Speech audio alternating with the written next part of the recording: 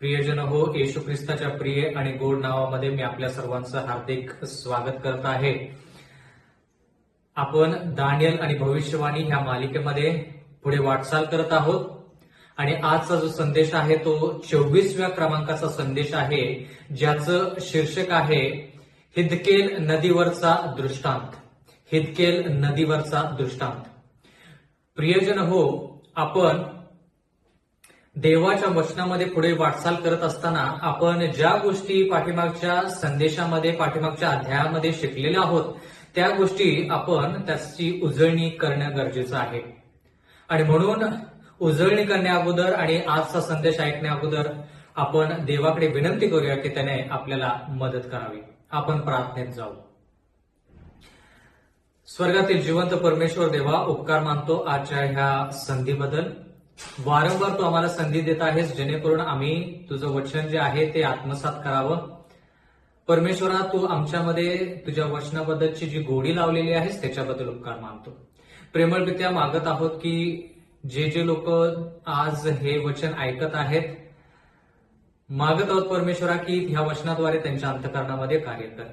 प्रेमळ पित्या, कळकळीची नागराची विनंती नेहमीप्रमाणे आम्ही करत आहोत, आज देखील करत आहोत की तुझा पवित्र आत्मा आमच्यामध्ये यावा.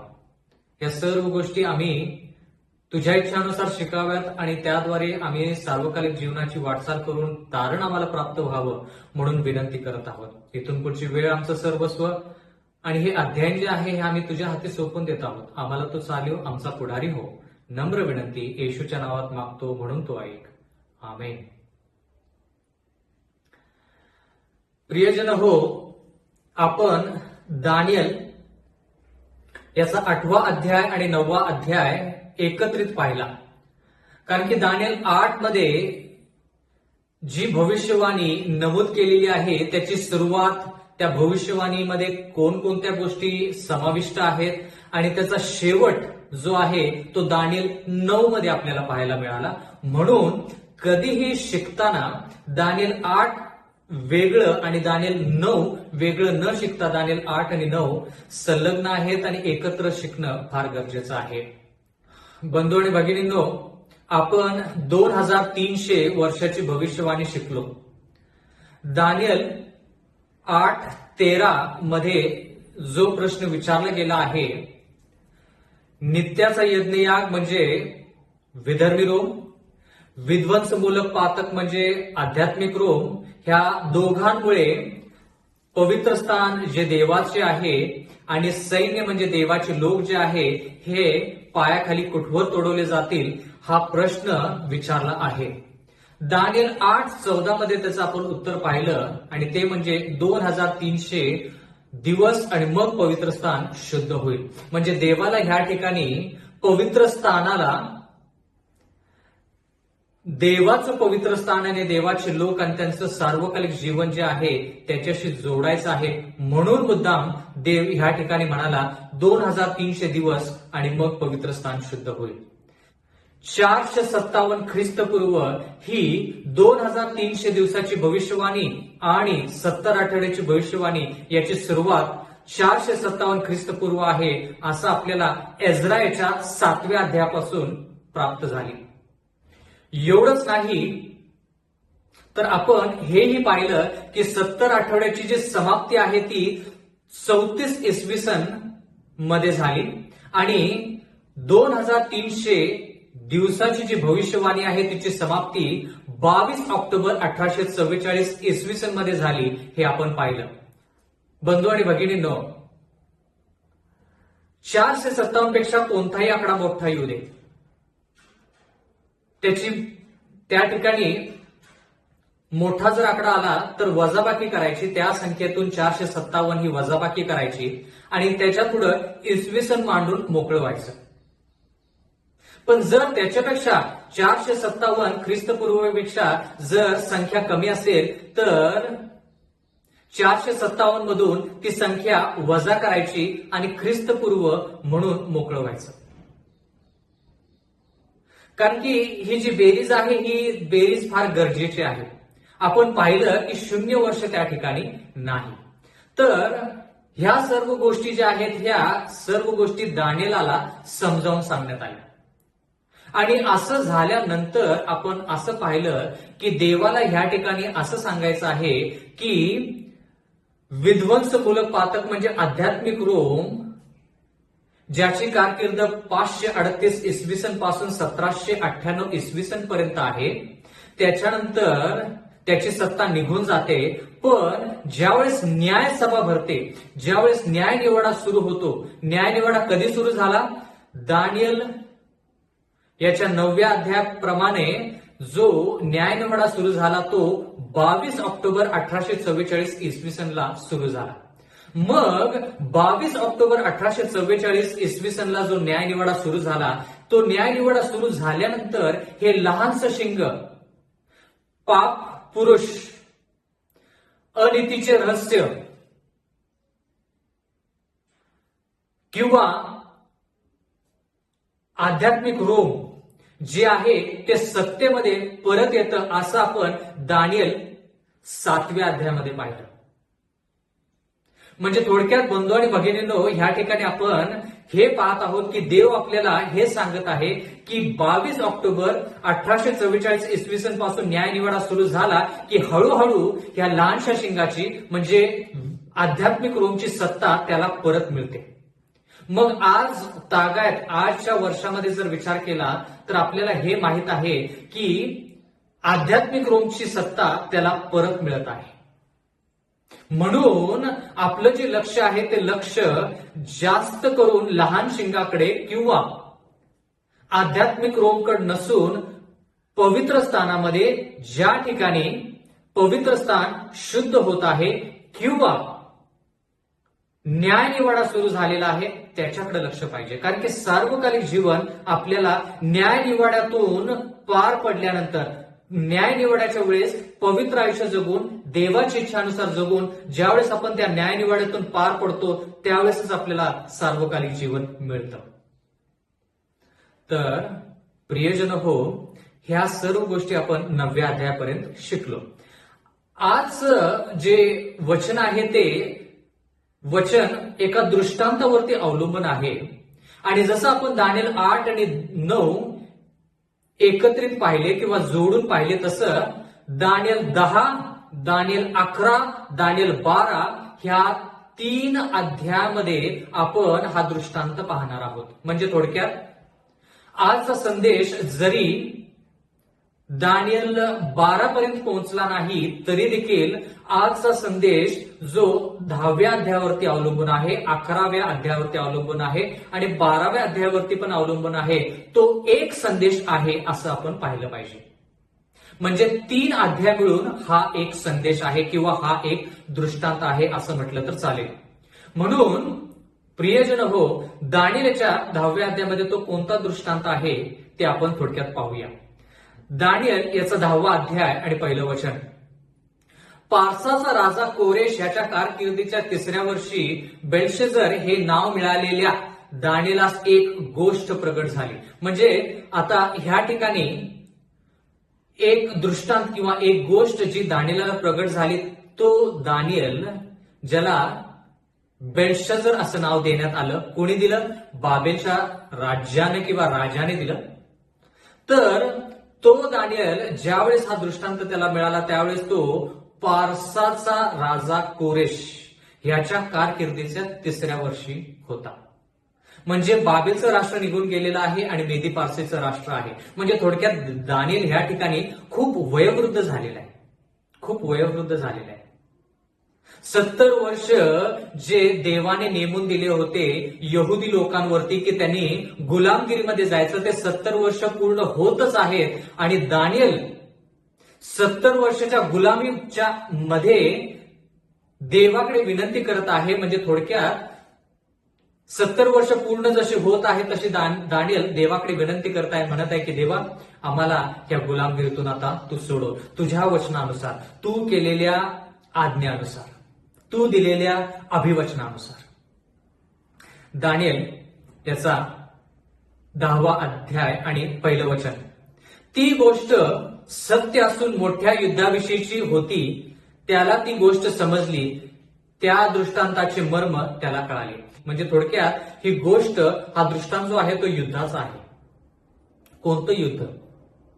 बंधू आणि भगिनींनो, जर आपण पुढे वाचलं तर ह्या ठिकाणी आपल्याला असं पाहण्यात मिळेल की युद्ध या ठिकाणी होत आहे. कशा प्रकारचं युद्ध पाहूया. दानिएलचा 10वा अध्याय 2 वचन. त्या दिवसात मी दानिएल सबंध 3 सप्तके शोक करीत होतो. आता दानिएल ह्या ठिकाणी 3 सप्तके शोक करीत आहे, 3 आठवडे शोक करत आहे. म्हणजे 3 सप्तके म्हणजे जवळपास 21 दिवस.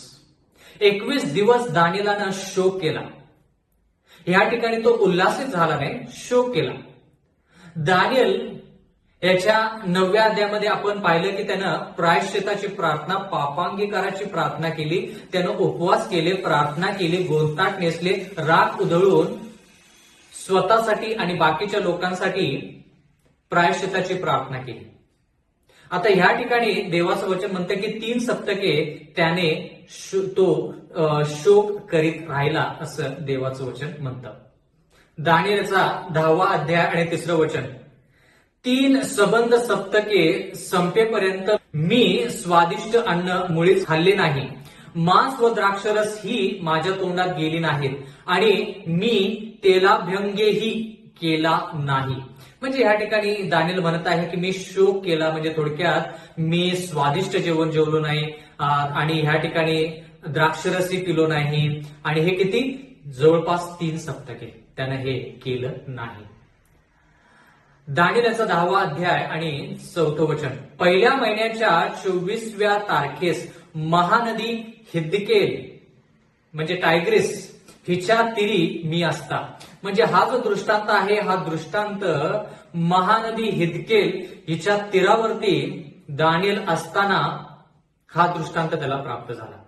परत एकदा मला तुम्हाला हे सांगू द्या की हा जो दृष्टांत आहे त्याची लांबणी जी आहे ती लांबणी 10, 11 आणि 12 हे 3 अध्यायापर्यंत पोहोचलेली आहे. म्हणून हे 3 अध्याय आपण एक साखळीच्या रूपामध्ये पाहणार आहोत. म्हणजे 10वा अध्याय, 11वा अध्याय आणि 12वा अध्याय हे जोडले गेलेले आहेत. दानिएलचा 10वा अध्याय आणि 5वं वचन.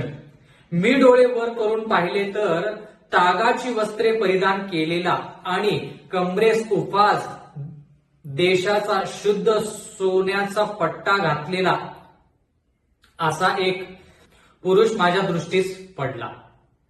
म्हणजे ह्या ठिकाणी त्या व्यक्तीचं जे रूप आहे ते रूप ह्या ठिकाणी वचनाद्वारे सांगण्याचा प्रयत्न केलेला आहे किंवा त्याचं रूप काय आहे त्याचं वर्णन केलेलं आहे.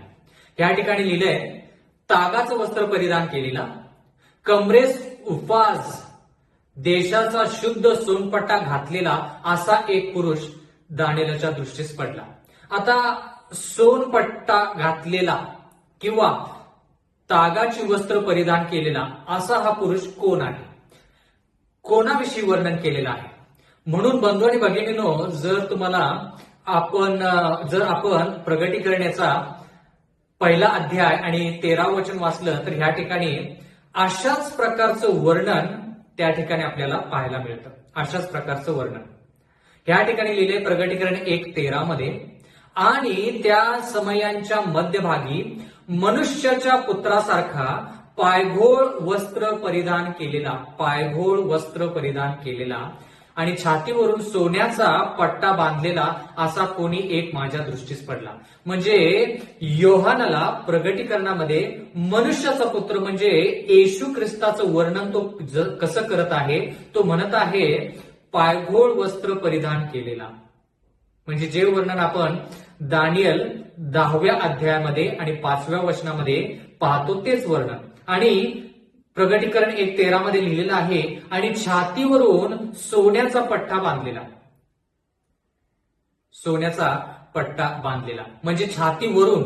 आणि दानिएलच्या 10व्या अध्यायामध्ये लिहिले आणि कमरेस उपास देशाच्या शुद्ध सोन्याचा पट्टा घातलेला. म्हणजे ही जे वर्णन आहे हे वर्णन एकाच व्यक्तीचं आहे, एकाच व्यक्तीचा आहे. तो व्यक्ती म्हणजे मनुष्याचा पुत्र म्हणजे येशू ख्रिस्त. म्हणजे योहानाला प्रगटीकरण पहिल्या अध्यायामध्ये मनुष्यपुत्र म्हणजे येशू ख्रिस्त त्याला दिसला आणि त्याने त्याचं वर्णन केलं. तसंच दानिएलाने 10व्या अध्यायामध्ये तशाच प्रकारचा मनुष्य त्याचं वर्णन केलं आणि ते वर्णन जे आहे ते एकच आहे. म्हणून आपण असं म्हणतो की प्रगटीकरण 1 मध्ये आणि दानिएल 10 मध्ये आणि विशेष करून दानिएल 10:5 मधला जो मनुष्य आहे तो येशू ख्रिस्त आहे. दानिएलचा 10वा अध्याय आणि 6वं वचन. आता एक वेळेस कळालं की आपल्याला हा येशू ख्रिस्त आहे, त्याचं पुढचं वर्णन कसं आहे ते पाहूया. त्याचे शरीर वैडूर मण्यासारखे असून त्याचे मुख विदुलतेसारखे होते, त्याचे नेत्र पेटलेल्या दीपासमान होते, त्याचे हातपाय उज्ज्वल पितळेसारखे होते आणि त्याच्या शब्दाचा ध्वनी एखाद्या समुदायाच्या गजबजाटासारखा होता.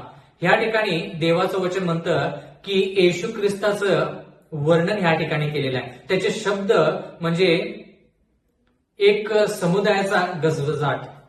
एवढंच नाही तर त्याचे हातपाय जे आहे ते उज्ज्वल पितळ सोन्यासारखे होते. हे वचन आपण जर तुम्हाला आठवतं तर दानिएल 7 मध्ये वाचलं. म्हणजे थोडक्यात दानिएल 7चा अभ्यास करताना हे वचन आपण वाचलं आणि त्या ठिकाणी 4थं श्वापद जे आहे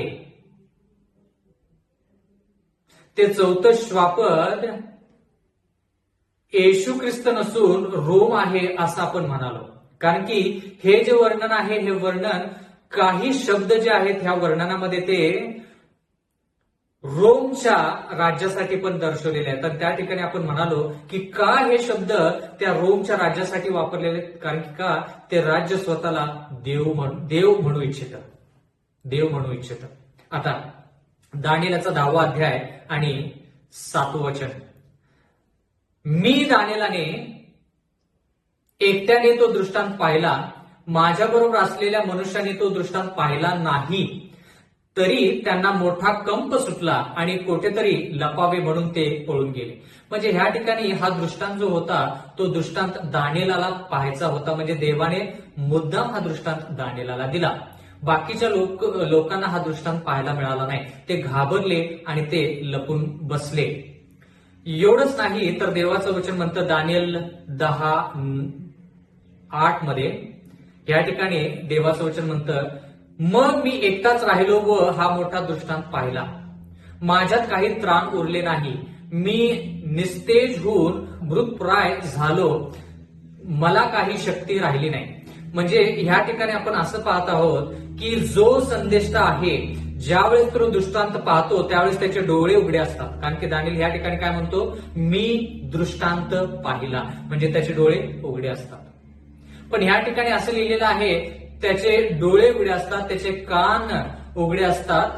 आणि ह्या ठिकाणी देवाचं वचन म्हणतं की दृष्टांतामध्ये संदेष्टा जो आहे त्याची शक्ती, त्याची स्वतःची शक्ती जी आहे ते निघून जाते. त्याच्या शरीरामध्ये त्राण राहत नाही असं देवाचं वचन म्हणतं. म्हणजे थोडक्यात जो संदेश आपण उत्पत्तीपासून प्रगटीकरणापर्यंत पाहतो त्यांच्यामध्ये दृष्टांत पाहत असताना ह्या शारीरिक घडामोडी घडल्या पाहिजेत. मग आपण त्याला खरा संदेष्टा म्हणू शकतो.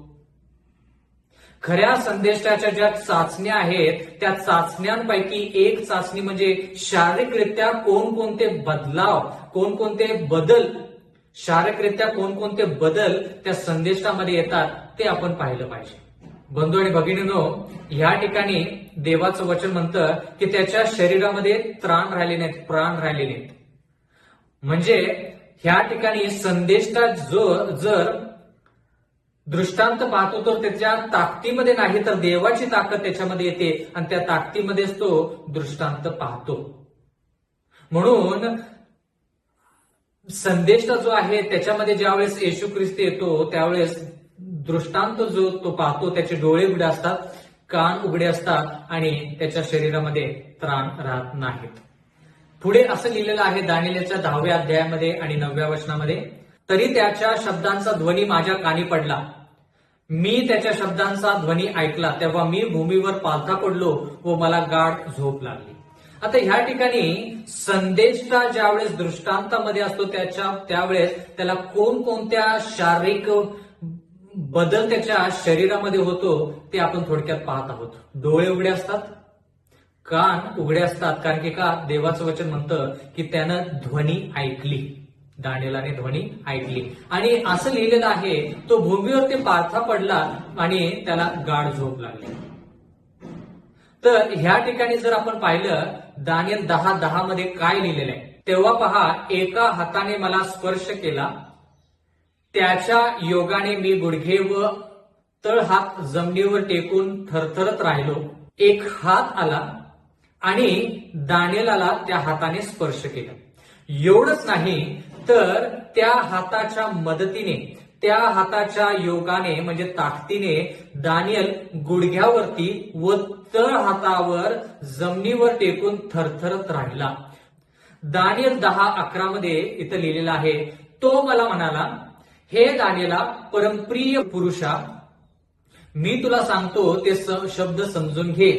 नीट उभा राहा, कारण मला आता तुझ्याकडं पाठवले आहे. आता ह्या ठिकाणी असं लिहिलंय की तो पुरुष दानिएलाला म्हणत आहे की तू परमप्रिय पुरुष आहेस. परमप्रिय हा शब्द तुम्हाला आठवतो का की ह्याच्या अगोदर आपण कधी शिकलो? जर तुम्ही दानिएल 9 मध्ये पाहिलं तर त्या ठिकाणी गब्रिएल जो आहे तो गब्रिएल दानिएलकडे येत आहे आणि म्हणत आहे की दानिएल, हा दृष्टांत समजून घे, कारण की तू परमप्रिय ठरलेला आहेस. म्हणजे शब्द जे अगोदर शिकलो ते शब्द अजिबात विसरायचे नाहीत, कारण की ते शब्द वारंवार ह्या ठिकाणी आपण पाहत आहोत. तर ह्या ठिकाणी असं पाहायला आपल्याला मिळतं दानिएल 10:11 मध्ये की तो व्यक्ती काय म्हणतो, तो मला म्हणाला, हे दानिएला, परमप्रिय पुरुषा, मी तुला सांगतो ते शब्द समजून घे. नीट उभा राहा, कारण मला आता तुझ्याकडे पाठवले आहे. तो माझ्या बरोबर असे बोलला तेव्हा मी थरथर कापत उभा राहिलो. आता हा पुरुष कोण? हा व्यक्ती कोण ज्यानं दानिएलाला मदत केली? पुढे वाचूया थोडं. दानिएलाचा 10वा अध्याय आणि 12 वचन. तो मला म्हणाला, दानिएला, भिऊ नकोस, कारण ज्या दिवशी तू समज घेण्याचा व आपल्या देवापुढे नम्र होण्याचा निश्चय केलास, त्याच दिवशी तुझे शब्द ऐकण्यात आले आणि तुझ्या शब्दावरून मी आलो आहे. मी आलो आहे. आता मला सांगा की हे शब्द ज्यावेळेस आपण वाचतो किंवा ऐकतो, मनन करतो, कोणाविषयी या ठिकाणी लिहिलेलं आहे? दानिएल 10:11 वचन आणि 12 वचनामध्ये कोणाविषयी लिहिलेलं आहे? बंधू आणि भगिनींनो, मनुष्याच्या पुत्राविषयी आपण दानिएल याच्या 10वा अध्याय आणि 5वं वचन आणि 6व्या वचनामध्ये मानव पुत्र म्हणजे येशू ख्रिस्ताविषयी पाहिलं, त्याचं वर्णन देखील पाहिलं. पण दानिएल याचा 10वा अध्याय 11 आणि 12 मध्ये जो व्यक्ती आहे तो मनुष्यपुत्र येशू ख्रिस्त नसून गब्रिएल आहे, कारण की 11व्या वचनामध्ये असं लिहिलेलं आहे, कारण मला आता तुझ्याकडे पाठवले आहे. पाठवले आहे असं लिहिले. मग आता काही लोक असं पण म्हणू शकतील की हा, येशू ख्रिस्ताला त्याच्या पित्याने ह्या जगामध्ये पाठवलं, बरोबर आहे. पण ह्या ठिकाणी जे आपण पाहत आहोत की कारण मला तुला आता तुझ्याकडे पाठवली आहे, ही गोष्ट जी आहे ती येशू ख्रिस्ताच्या पहिल्या आगमनाच्या अगोदर आहे. येशू ख्रिस्ताच्या पहिल्या आगमनाच्या अगोदरची आहे, म्हणजे जुन्या करारातली गोष्ट आहे थोडक्यात. त्यावेळेस येशू ख्रिस्ताला भूतलावरती आपल्यासाठी पाठवलं नाही तारणाच्या मार्गामध्ये किंवा तारणाच्या योजनेमध्ये. जुन्या करारामध्ये येशू ख्रिस्त आपल्यासाठी बालकाच्या रूपामध्ये, बाळाच्या रूपामध्ये, मानवाच्या रूपामध्ये ह्या भूतलावरती आला नसून नवीन करारामध्ये आला. म्हणून ह्या ठिकाणी जरी शब्द असा असेल, कारण मला आता तुझ्याकडे पाठवले आहे, ते येशू ख्रिस्तासाठी नसून गब्रिएल जो स्वर्गदूत आहे त्याच्यासाठी वापरलेले आहेत.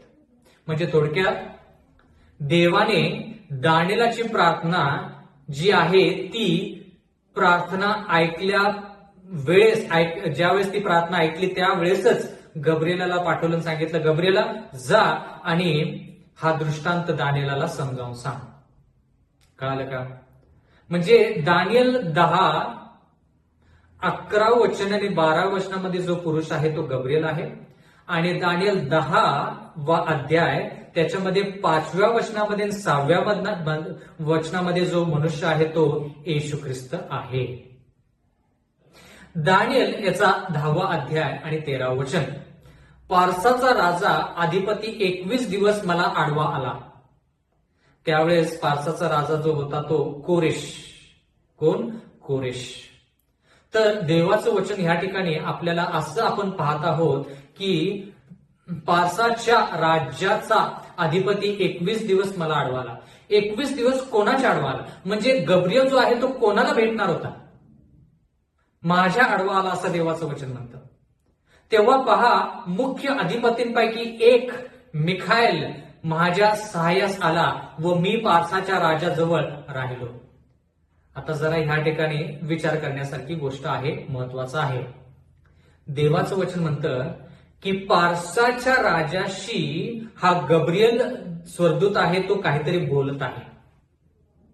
पण त्या पारसाच्या राजाच्या अंतःकरणावरती दुष्टदूत आणि सैतानाचा इतका प्रभाव आहे की पारसाच्या राजाला हा गब्रिएल एखादी गोष्ट सांगू इच्छितो, पण तो पारसाचा राजा ती गोष्ट ऐकण्याच्या स्थितीमध्ये नाही. 21 दिवस सांगू शकलो नाही. 21 दिवस मी त्याच्या संगती लढा केला. म्हणजे कोणासंगती लढा केला? राजावरती कोणाचं प्रभुत्व होतं? त्या अधिपतीवरती. म्हणजे थोडक्यात तो सम्राट जो आहे त्याच्यावरती कोणाचं सत्ता होती? सैतानाची आणि दुष्टदूतांची. गब्रिएल त्या ठिकाणी हताश झाला. म्हणजे थोडक्यात ज्या कामासाठी त्याला पाठवलं होतं ते काम तो पूर्ण करू शकला नाही. 21 दिवस त्याने लढा केला.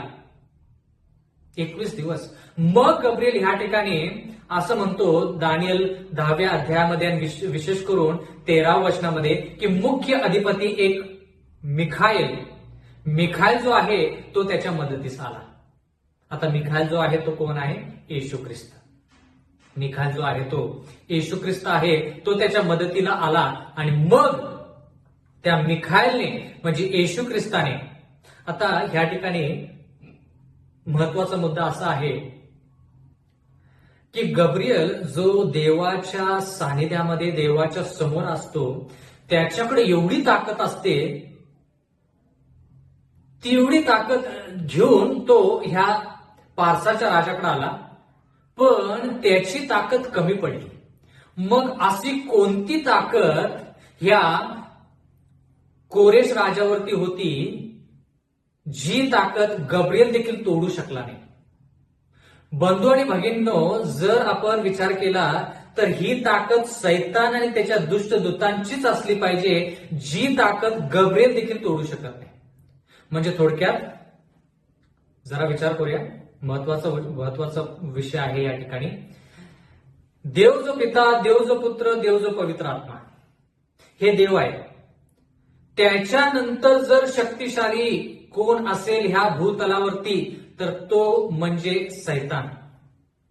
तो म्हणजे सैतान. मग जर ह्या सैतानाला कोण हरवू शकतं किंवा पराभूत करू शकतं तर सैतानाच्या वरचे जे आहेत म्हणजे देव जो पिता, देव जो पुत्र, देव जो पवित्र आत्मा, त्यांच्याशिवाय ह्या सैतानाला कोणीही पराजित करू शकत नाही. कारण की सैताना एवढी ताकद बाकीच्या कोणत्याही स्वर्गदूताकडे नाही.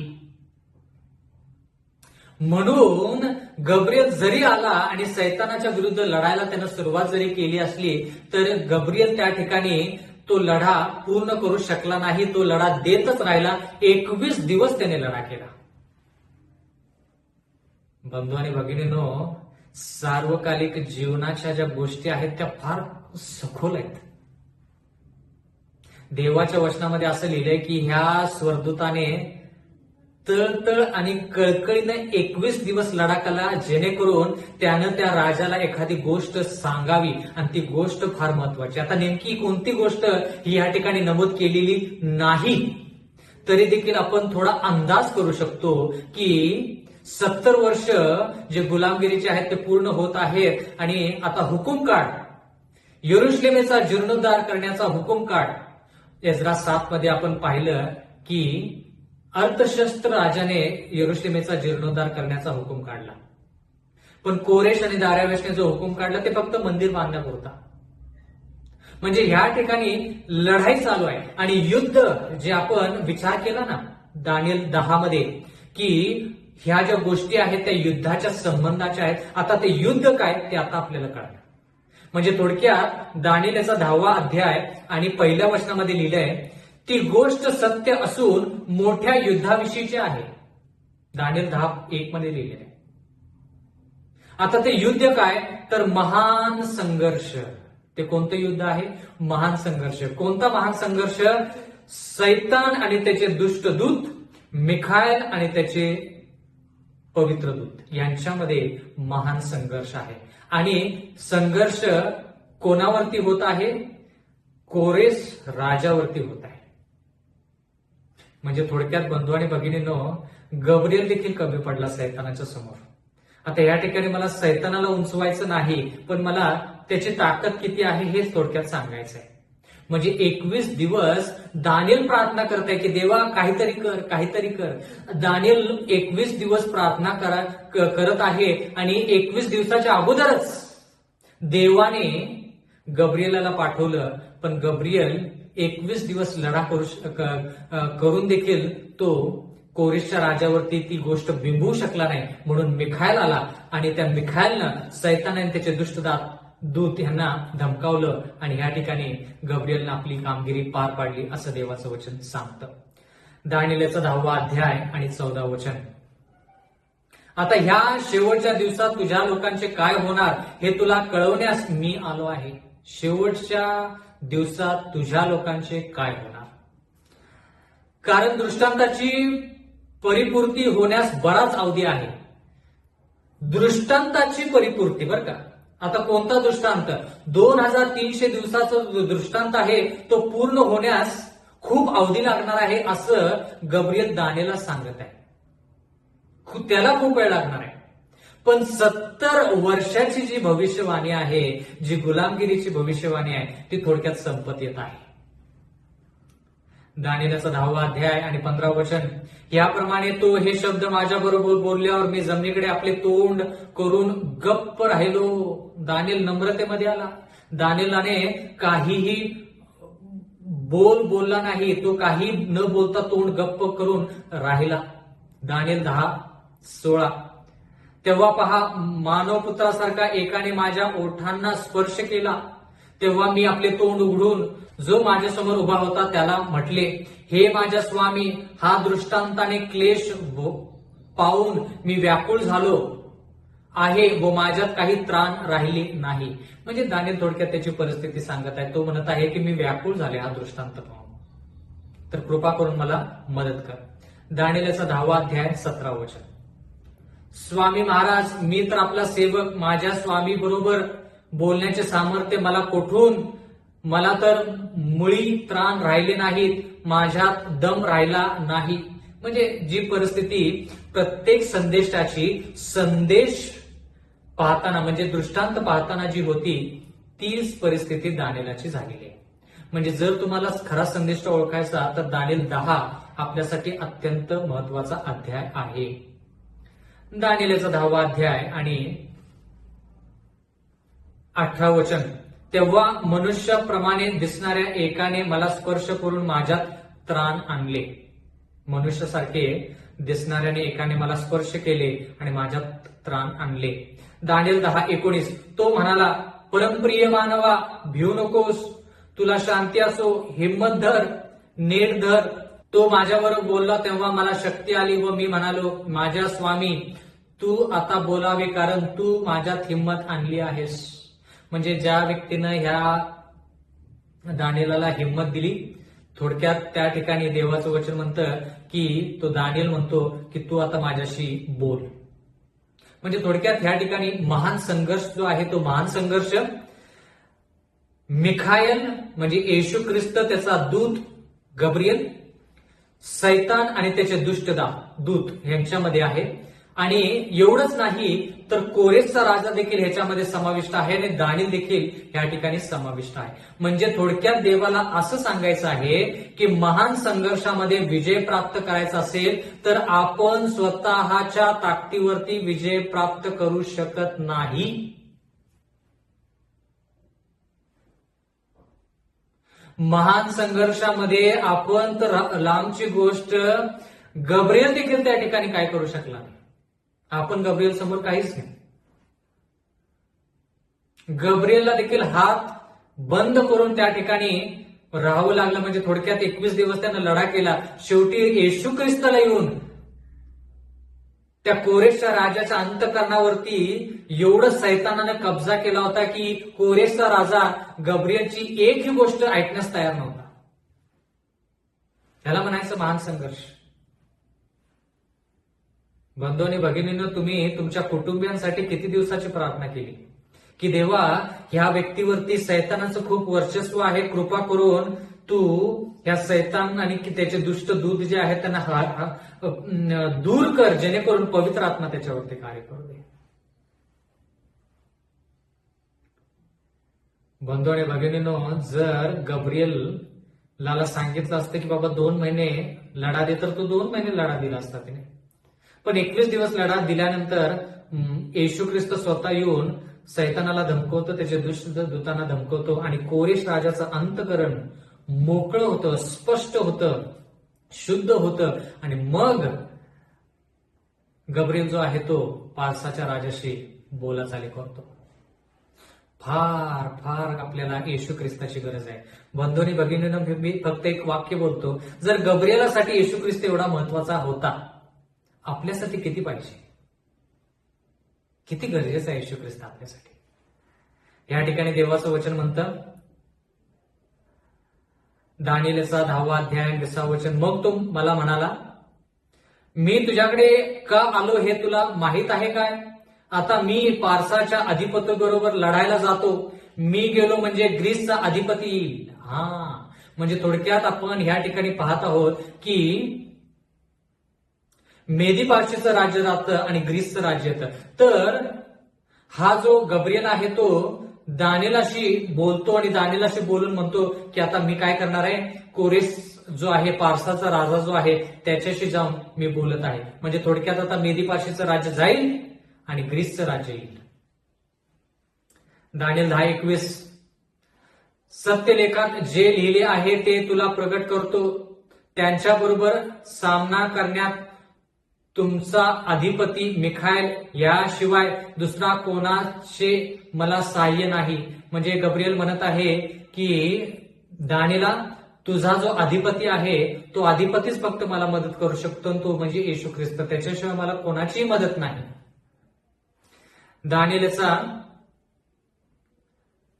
10वा अध्याय आणि 20व्या वचनामध्ये आपण असं पाहत आहोत की हा जो महान संघर्ष जो आहे तो महान संघर्ष येशू ख्रिस्त आल्याशिवाय संपुष्टात आला नाही. म्हणजे थोडक्यात संपला नाही.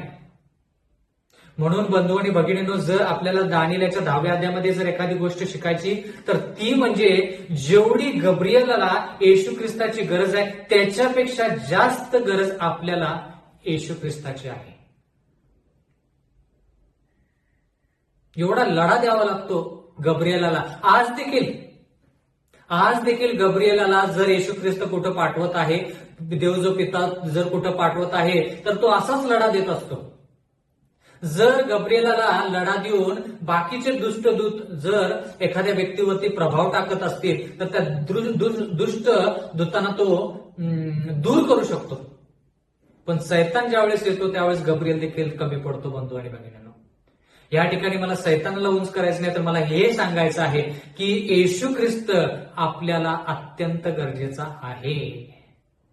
आणि येशू ख्रिस्त जोपर्यंत लढा देत नाही तोपर्यंत आपला लढा व्यर्थ आहे. आपण जो लढा देतो तो येशू ख्रिस्ताच्या मदतीनं दिला पाहिजे, जेणेकरून महान संघर्षावरती आपण विजय प्राप्त करू आणि सार्वकालिक जीवनाची वाटचाल करून येशू ख्रिस्तासंती आपण सदैव असू. बंधू आणि भगिनींनो, हा जो दृष्टांत आहे याच्याविषयी आपण जास्त पुढे शिकणार आहोत दानियल 11 मध्ये, दानियल 12 मध्ये. आणि म्हणून माझी विनंती आहे की जसं तुम्ही आज माझ्या संगती जोडले गेलेले आहात तसंच इथून पुढे देखील माझ्या संगती, देवाच्या वचनासंगती तुम्ही जोडावं अशी ईश्वरचरणी प्रार्थना करत आहे. परमेश्वर आपणा सर्वांस आशीर्वाद देव. आपण प्रार्थना करूया.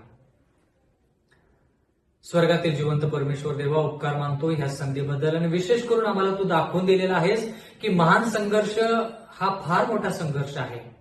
जगामधलं जे युद्ध आहे ते परमेश्वरा ह्या महान संघर्षासमोर काहीच नाही.